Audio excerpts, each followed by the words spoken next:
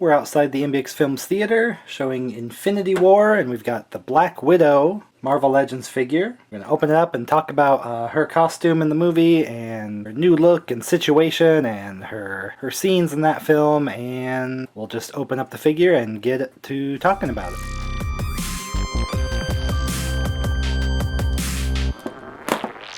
Classic. Weird wave of figures there. This is one you kind of have varying luck finding it in the stores. We'll talk about why that is. She does come with the massive torso Cull Obsidian. It's a chunk. Never quite gathered if these were just clips for a gun or if they were supposed to be specific weapons. She's got her Mockingbird baton that goes together. It's a little warped from being in the package, but that can always be straightened out. So we've got Black Widow here, kind of post-Civil War, where she was more or less Captain America's right-hand man, as they were kind of underground Avengers. I don't know if they kind of changed their looks a little bit, just for some degree of disguise. Cap just kind of letting his costume go. I don't think he did much. Black Widow going blonde, and she has her kind of tactical vest there. But underneath is still her usual Black Widow suit.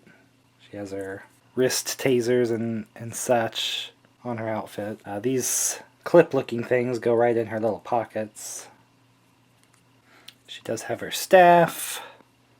She does use busted apart. Fights Proxima Midnight several times. I'm not sure why they felt the need to pair her against the only female of Thanos' Black Order, but that's who she's fought the most times there, with varying allies and enemies with them. So this head is like when they really started to hit really great likenesses of the actors and actresses of the heroes with the Marvel Legends line, because this is spot on Scarlett Johansson. That's probably why the figure is really hard to find, because it just was a great likeness, and Infinity War was such a big hit movie, even though the heroes kind of had not their typical costumes, just from all the history of all the other films that had led up to it.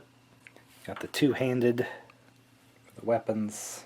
In a movie filled with so many characters, she got her piece of the pie, and she got her big role in this. But then it kind of transitions her to Endgame, where she's almost the leader of what's left of the Avengers on Earth. And then, of course, they've announced the Black Widow movie as well, so I'll really fill out her character quite a lot before she hit this look. It'll be pre-Infinity War, her movie, so. I actually already had this figure, but I happened to luck out a second time and find it in the stores, so what I'll likely do is remove this vest and kind of give her a typical Black Widow appearance, because this vest does have a seam on the left side, and that'll just come right off. Not super easily, but it will come off. Get that vest.